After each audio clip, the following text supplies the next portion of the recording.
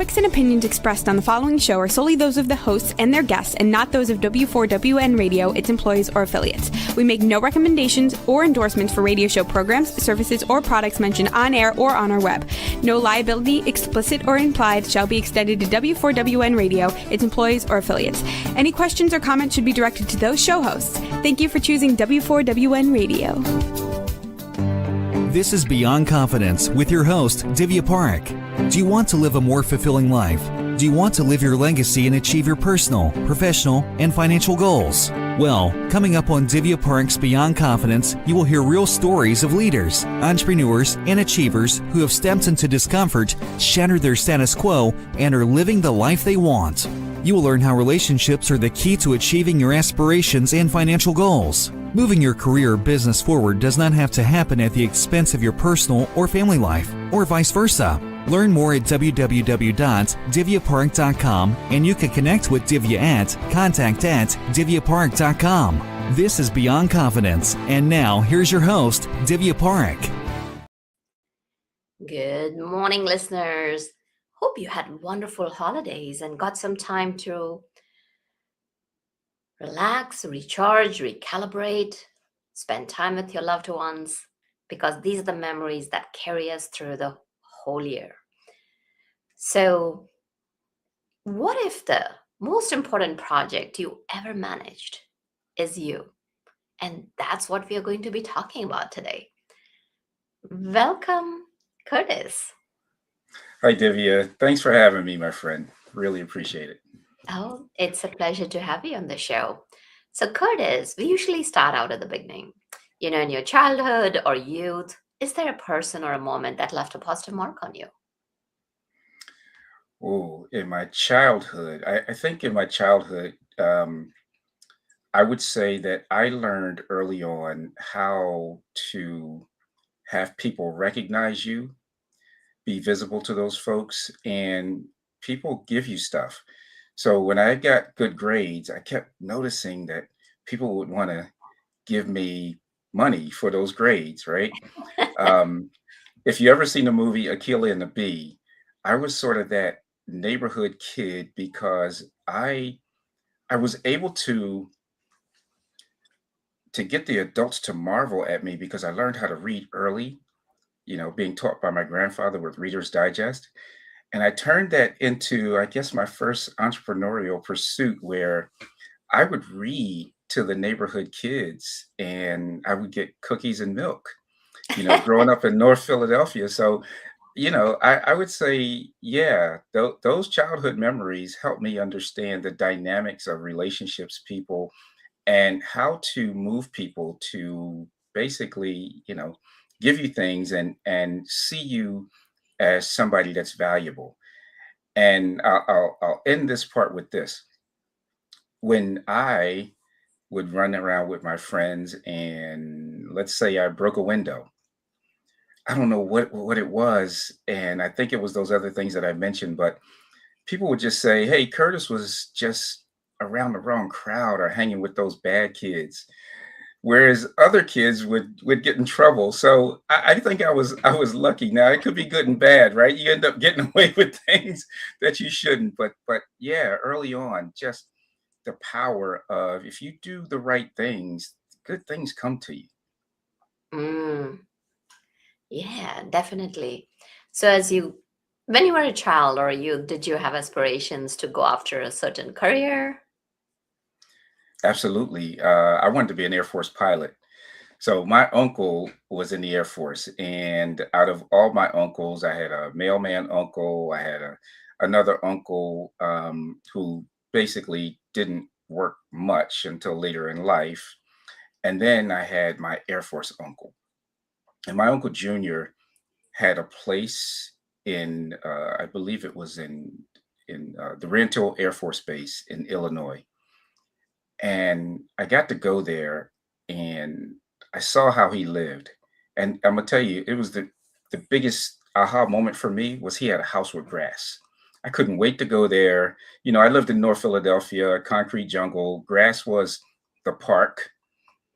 Even my school didn't have grass, so I didn't grow up around those free running areas. And now I go to this place on this Air Force base and I'm just loving it. So for me, and also seeing how my uncle behaved, he just had this discipline and aura about him that I wanted. I wanted all of that.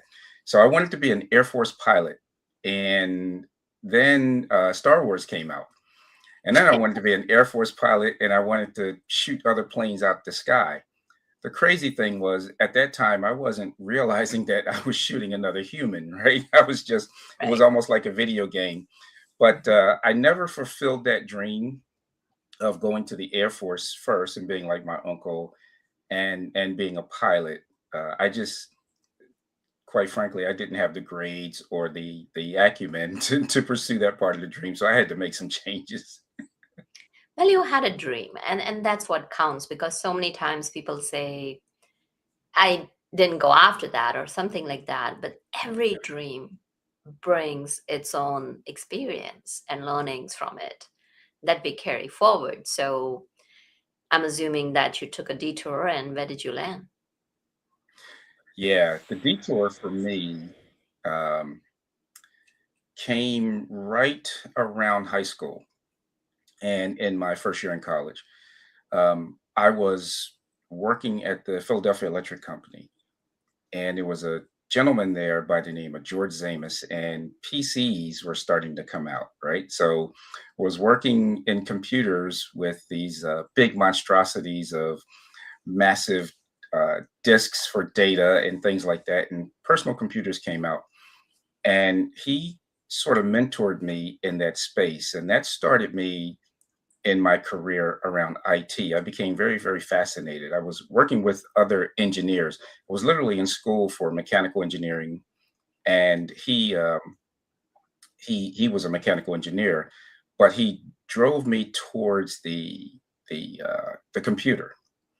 And then Mm, for several years in the computers, but then the next pivot came when another leader, gentleman by the name of Mike Black, asked me directly about my career because I was starting to take two separate paths.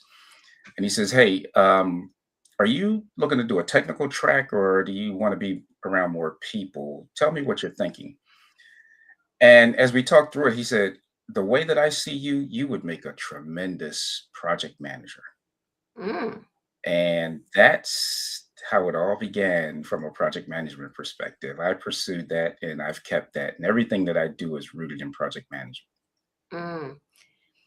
And you talk about handling oneself as a project manager as well. Yeah. So you became project manager, learned a lot, because project management is having responsibility without authority. Yes. You're responsible for it, and yet you gotta, sometimes it's like herding the cats. Yes, it is. Having people deliver things on time, and at the end of the day you're the one who's held responsible. So what would you say were some of your lessons that you took from that experience? So you kind of laid it out there just now. And at the end, you talk about all the responsibility that you have. And there's something about a project manager. I always say you're either a hero or a zero. And I just like those odds. Why it connected with me was it's the temporary nature. It's the opportunity to build something. Like everything that's around us, somebody thought and dreamed of before it was ever executed. And that's how I like I'm a dreamer, and I like to dream what outcomes look like. And that's why I trademarked the art and science of vision to reality. And so I learned one of the lessons that I learned is relationships are so important. They're important for negotiation. Like you said about leading without authority, you have to drive humans to do things that align with what you're trying to achieve. And if you can't inspire those humans to do so, you're going to be that zero. So I had to learn a lot about myself first. I had to learn a lot about people. I had to learn the science of negotiations. I had to learn how to communicate so that people understood what I was talking about. And all those things coming together, I would say, is part of the art and science, right? I had to learn the technical parts of project management. And it just is something beautiful about an end product that you had a hand in, right? Even if it wasn't your dream, you had a hand in making it real. And it just every time I do it, I don't know if you think about some kind of character that sort of gets stronger and stronger because every project that they did, it just built them up. That's how I feel. I just feel like I'm just this unstoppable force that keeps growing every time I'm able to bring value to an organization or to myself or others just from executing a project in a manner that either met or exceeded their expectations. Mm. Yeah. The key thing that I'm hearing, Curtis, is that you're bringing value to others. You're Oh, yeah. bringing things to a finish line. You're helping the organization move forward. So definitely having that work ethics and dedication towards work goes long ways because you're not coming from a place of people politics or like, oh, you do this for me or I'll do this. You're going from away from it. Whereas you're focused on like, okay, how can we move this project? How can we all come together and go there? So tell me about the hard time during the layoff. Oh, man. So I had just finished this major program with the University of Penn. I was so happy Hmm. that I achieved my master's in executive management. And I thought this was going to be the key, right? I followed the Temple University professor's um, advice to get a designer label, which was University of Penn and the Wharton School of Business. And so I'm working at my company at the time, Bank One, and I'm thinking, okay, what follows next is promotion. Mm. And that didn't happen. In fact, I had a couple of run-ins with the leaders, and so I made a decision, and that decision was to leave the organization and start finding my way because I knew that I was bigger than where I was. Just given the education and relationships and the things that I've learned, I was ready for something new. And then I joined this organization called Student Finance Corporation, and I'm happy because they're hiring me to run their PMO. I'm no longer the project manager in the PMO. I am the person responsible for creating a PMO from scratch, and that was Mm. always my dream job. And as we speak now, I've done it 3 times over a number of years. Hmm. But I couldn't wait, and I got started, and I got the job. And then about 4 weeks into it, all of a sudden they're laying people off. And I'm like, oh my goodness, right? I just got here. Am I safe? And at the time I was safe in the beginning. 2 weeks later, I'm on the list. That was the single Oh, most that's rough.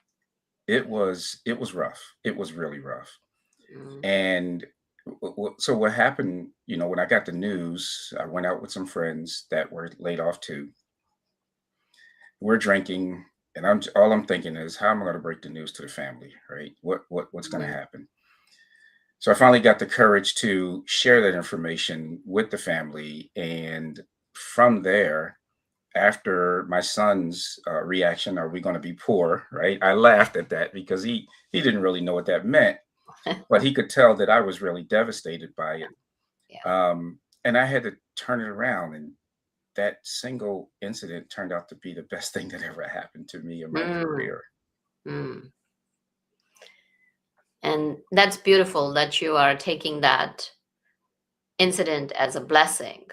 Yeah, So many times what happens is, when people get laid off, and so many layoffs have been happening throughout this year, yeah, and we may see the numbers differently, but people who get laid off, right, that's a major life altering event for them. yeah. So not everybody's a project manager. How can during that time or even during another time, like, non-project managers bring that project management thinking to their careers and lives? So the way that I brought my project management thinking to it, I mean, it goes back to that vision to reality, art and science. It is seeing what you want to achieve. I think we all have imaginations. It doesn't matter who we are, right? Where do we want to be? Where do we want to work? And for me, I wanted to design what my life was going to look like. I love travel and just being able to afford it. Yes, you get a nice salary, you can do it. But I wanted to see the world. Why not join a company that was international? And then what else did I love about my job? I wanted to be someone who could bring value as a project manager to execute on the company strategy. I wanted perks like a cell phone that's paid for because you're going to call me a lot. I wanted to. I just there were other things that I wanted. Oh, I really wanted an organization that was going to align with my values. At the time, I was volunteering with an organization called Black Data Processing Associates, which was designed to help people without access to technology become part of technology and to Mm. compete. And so, what kind of companies could help me? And so, what I did was I looked at all the companies in the tri-state area for Philadelphia and Delaware and New Jersey. And I started looking at, okay, so this is what the end looks like, a project management position in one of these companies. And then I believe LinkedIn might have been around, might not. I don't remember using LinkedIn, but what I do remember is going to the census online, getting those companies, and then looking at where does either BDPA have sponsorship or where do I know a person? And I just wrote down a connection to those companies, right? And so that you talk about, that's the vision, the concept. Then there's the plan. So I took the plan and said, okay, how do I reach out to each one of these folks and build some confidence with them that I'm the next person to hire? And I built a routine. I built a plan, a day-to-day routine that says every day I'm going to put 10 names that I want to contact. And that morning I contacted those 10 names and I did it till I got noticed. And a person that used to work for me recommended me. I did an interview. 2 days later, I got the offer. Then I had the job. So I just put a series of things together with some milestones and measured. I went to career fairs. I would even show up. Now, this was right after 9/11, and this is talking about being confident and bold. I would show up with a marketing document on why you should hire me. And I ended up creating a 17-page document that I've used throughout the years that I was trying to push past security guards and saying, hey, I just want to go into the HR department and introduce myself and say, hey, here it is. And I remember going into this office with the judge group down in King of Prussia in Philadelphia. And guy says, nobody does this. And I'm like, I'm hungry. Like, I need to eat. I need a job. So I would do those things, right? I would be doing the organized things like a project manager, but I also took bold actions because I wanted to secure employment. So you were running that as a project, and that is so powerful because at the end of the day, you came out doing things which nobody else was doing. That's right. And from that point onwards, where did your career lead you? So from that point on, I also said I need to continue building off of vision to reality, the art and science of vision to reality. And then I built realization framework experience, which is another way that I use project management to help companies and small businesses. So I've built from that time not only the PMO, well, I got laid off from that one, but then I found another job with Roman Haas and participated in building the PMO. And then for Keystone Foods, built the PMO. And then where I'm at today, built the PMO. And it's using that framework of understanding what the vision of the organization is going to look like inside of a company and aligning with the strategies, looking at hiring the right people, building a model that allows you to flex up and down with demand so that you don't have to lay people off. coming up with and understanding the language of financials, not just budgets, but also what are the company's financials that they measure, like EBITDA, earnings before income tax, depreciation and amortization, or free cash flow, or force multipliers that they use with their capital investments, things like that. So I can talk to CFOs and Mm, then taking all of that together, putting it into a clear plan that I can work daily, weekly, monthly, quarterly, and annually, and then building in a sense of a system of accountability, mm, right? How to measure those things and then continuously learn, putting in the right metrics, and then driving to good, great outcomes. mm. So, no, this is, you're talking about that, okay, for the outcomes, you need positioning. So, what are the four P's that you talk about? You know what? As I finished that, I said, you know what? I should have talked about the four P's of marketing, where I say I don't look for jobs, jobs look for me. That was actually the first thing I did before the realization framework experience. So when I was laid off, there was a course that I took with the ladders. I think it used to be called sixfigurejobs.com. And the gentleman that was teaching said, you got to get into the mindset that looking for a job is sales. And people, a lot of times have a negative view of what sales is, but we're all in sales. I mean, I'm in sales right now. Somebody's going to see this, and I'm hoping that they see that I'm somebody that's valuable, right? And Mhm. so he mentioned marketing, and I said, let me do a little bit of study into this on this, and I studied the four P's of marketing, and that's another thing that I drive on. It is posi- uh, I'm sorry, product, seeing yourself as a product and understanding the challenges that you solve and how you can articulate that, right? The value that you bring. Price, how do you get paid for what you do and how do you negotiate that salary? What is a good price in this market for this position and for the extrinsic and intrinsic value that you provide? Position, how do I position myself so that I'm in the right places with the right people solving the right problems? And I like to call it like a supermarket, how to be eye level, buy level, right? Where your most expensive items are right there at eye level. And let's say the things that are below are least expensive items. But with children, for example, that's where they put the candy, right? So that's eye level for them so they can say, Mom or Dad, this is what I want.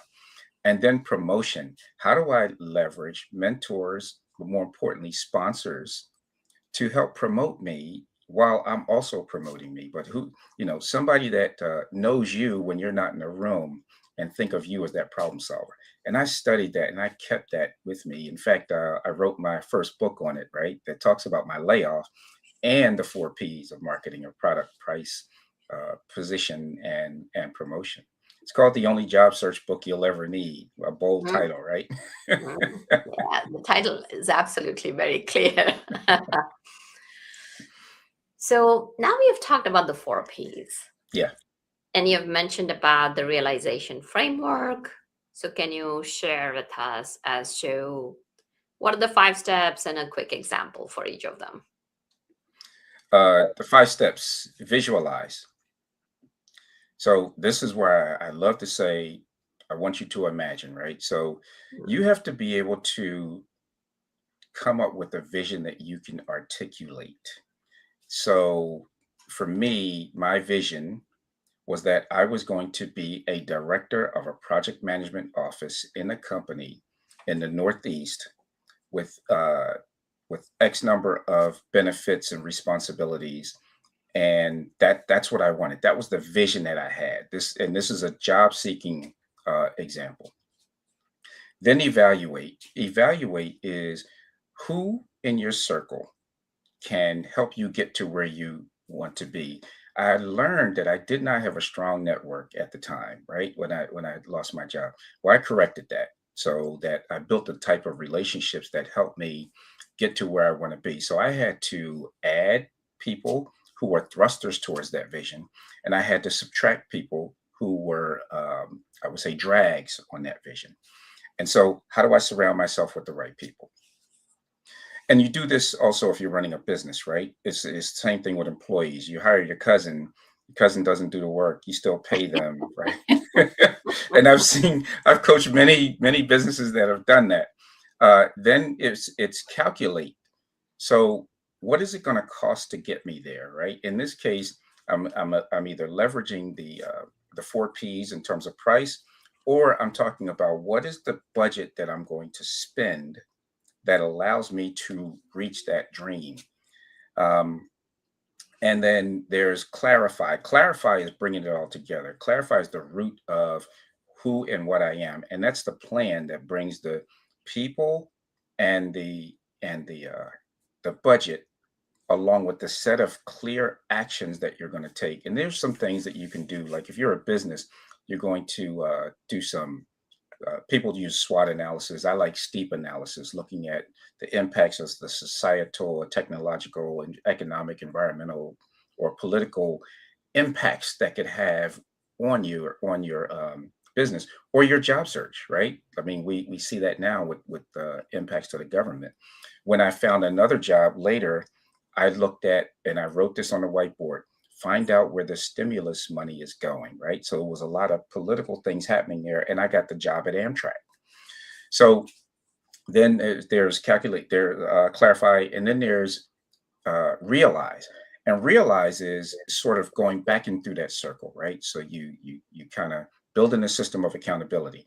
Now I have a personal board of directors. My friends, we even created an organization called LEAP, the League of Executive African American Professionals, that we developed just from playing golf together.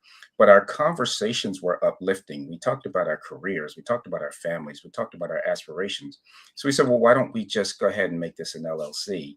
Make this golf trip more fun, but also set some goals where we can talk. So that was my personal board of directors that I still carry today, just like I advise small businesses. Put yourself in a position where you have people that's been there, done that, that have specific sets of skill sets that can help elevate you, so that when you put this vision together, that you can articulate you get the people, or you get some help to get those people. You have a budget and plans for your money, and you got a plan and the metrics that you want to use. Have somebody else help keep you accountable, and so it's that level of accountability that helps keep you going as well. So that's how I would describe the 5 steps of the realization framework experience. Mm. That's definitely powerful. You've talked about accountability, and Yeah. especially as we are getting close to well, maybe just 2 days, today and tomorrow, before we get into the New Year's. And it's so well known that, almost 92% of people fail with the New Year's resolution. So, how can people hold themselves accountable, especially our audience? And when you talk about like some metrics or having that accountability board so that they can be on track with their goals. Wow. So one of the things I stopped doing was making New Year's resolutions because of that. But what I started doing some time ago is building in systems. So I don't say anymore that I want to lose 20 pounds, for example. I just build in a system. I hired a personal trainer to come to the house, right? And, I work out based off of some of the goals that I want to make. Like, I don't want to be a strong man, so I'm not doing heavy weights. With that process as well, I also have a yoga instructor.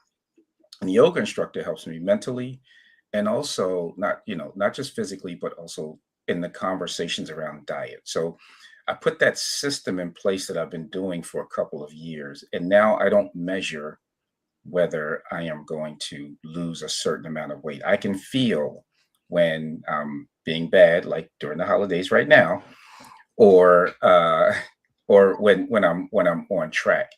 And I do that with everything. I just set up systems and say, okay, what's my overall goal? For me, Curtis Jenkins, the overall goal for me is what I call freedom. And freedom is to do cool things, and see cool places with people I love without encumbrances. And those encumbrances are typically money, time, and health. And then finally, to leave a legacy. So, why do I write books? Why do I write articles? Why did I set up my dynasty trust the way that I did? Uh, why do I do much of what I do? It's to leave a legacy, it's to leave the world in a better place than I found it. But inside of it, it's to do cool things. I mean, what I do for a living is so cool, right? I get to create reality through visions. Uh, and see cool places. That's why I said I love to travel. And I'm traveling all the time, at least 3 or 4 times a year to major destinations. I have a whole bucket list of travel. And so I look at that, that's my overarching vision, right? And then, Mm. so now I don't have any goals inside of that, except, okay, I say I'm going to write a book. I write the book. I got a new book coming out, which is called Vision to Reality, a bold roadmap to thrive in the age of AI, remote work, and career reinvention. And so I would say if you have a overarching North Star of how you want to live your life, then do that and then put in systems to help you reach those goals. And you'll find yourself just constantly growing. Yeah, that's powerful, Curtis. And as we kind of go into the New Year's, there's so many times people may have the vision, like, as you're describing, have the overarching goal, and they want visibility, they want recognition in their Yeah. jobs, and find that meaning, especially our Gen Zs and millennials. Yeah. How can they go about it? So visibility, it's how do I describe this? So I know how I do visibility, and then I know how people that I lead struggle with visibility. One of the things that happened to me when this company that I was working for was purchased by another. Here I am with the potential of being laid off again, and I'm not. I'm being asked to stay. And one of my colleagues approached me boldly and said, "Why did they ask you to stay, and why are they asking me to leave? Mm. I know as many people as you, and I have done as many projects as you." And I was like, wow, I could really be offended by that question, but I'm not. Let me think a little bit deeper. I've learned to be a great listener as a project manager. And what I was hearing was, what's the difference between you and I? And why you and not me?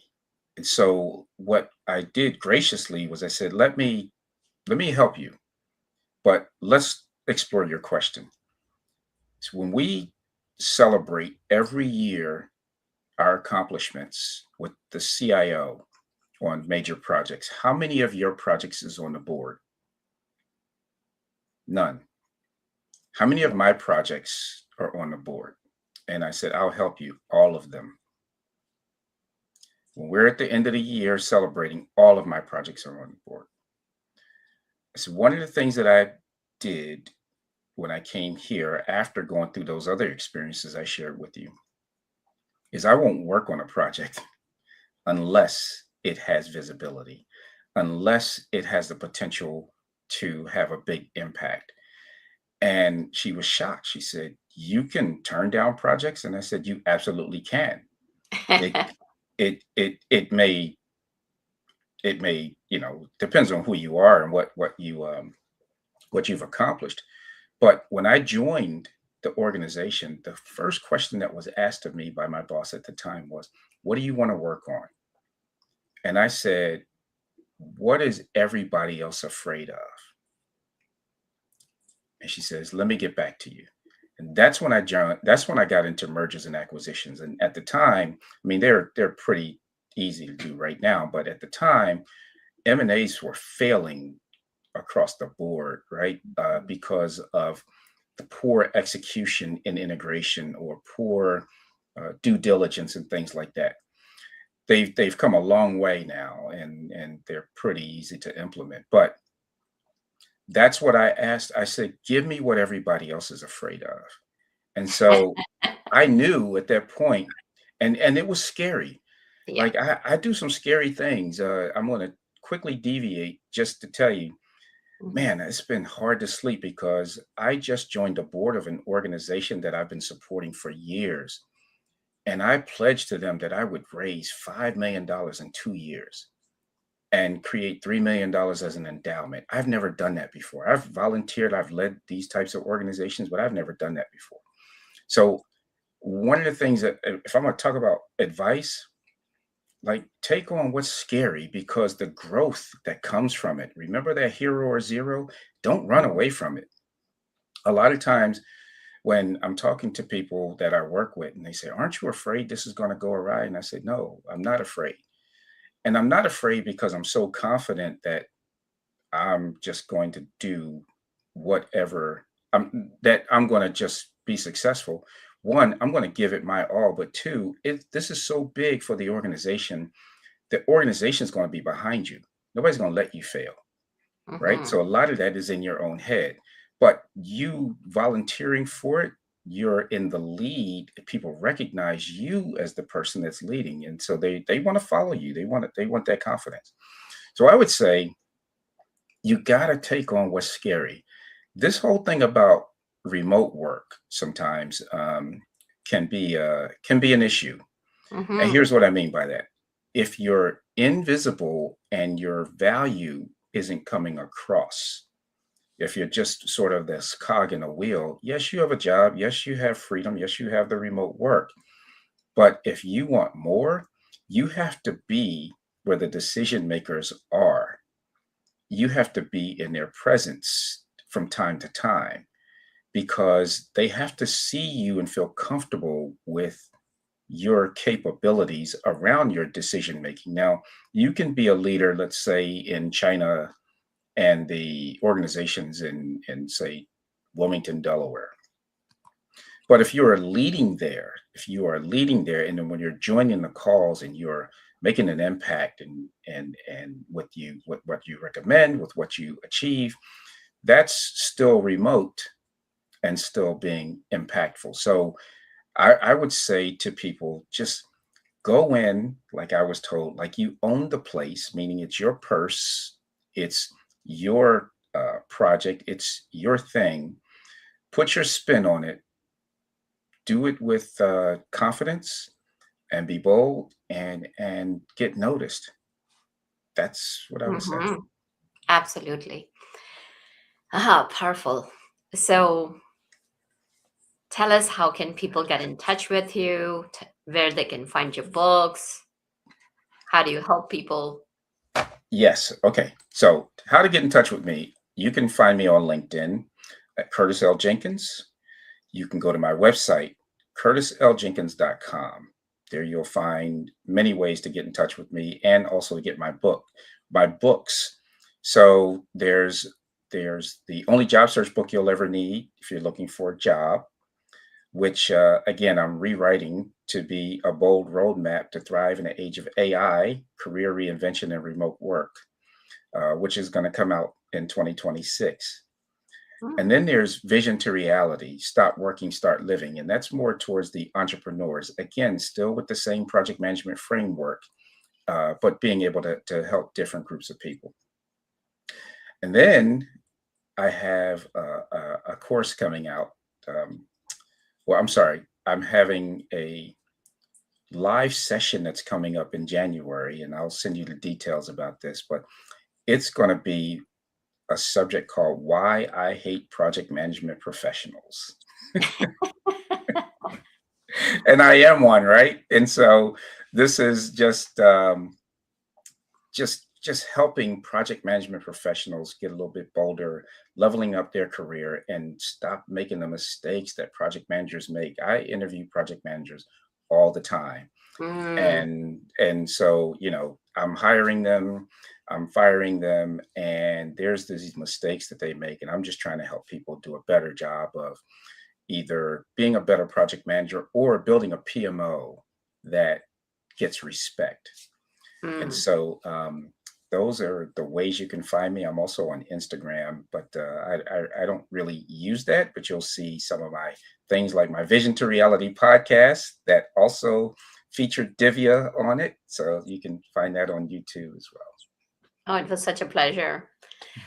I am definitely going to head out to your website. And of course, I see your posts on LinkedIn. So definitely, as you saw, Curtis gave us a lot of value. If you're looking to grow in your career, reach out to Curtis and bring that vision to reality. Yeah. Thank you, Curtis, for joining us. And I wish you all the best in the new year. Thank you so much for having me, Divya, and the same. This is going to be a great year for us. Let's go get it. Absolutely. I like that. Let's go get it. And thank you, wonderful audience, for being part of our show, because without you, the show would not be possible. And I'm going to use Curtis. Take your words and say, let's go get it. Yes, go get your dream. Reach for the stars. And I will say, even stars are not enough. Go what you want, and you'll definitely get it. And thank you, Juan, for making the show possible technically. And I want to wish each and every one of you a very happy new year. And we'll see you in the next few days, but in the next new year. Be well and take care until then. Thank you for being part of Beyond Confidence with your host, Divya Parekh. We hope you have learned more about how to start living the life you want. Each week on Beyond Confidence, you hear stories of real people who have experienced growth by overcoming their fears and building meaningful relationships. During Beyond Confidence, Divya Parekh shares what happened to her when she stepped out of her comfort zone to work directly with people across the globe. She not only coaches people how to form heart connections, but also transform relationships to mutually beneficial partnerships as they strive to live the life they want. If you are ready to live the life you want and leverage your strengths, learn more at www.divyaparekh.com. And you can connect with Divya at contact@divyaparekh.com. We look forward to you joining us next week.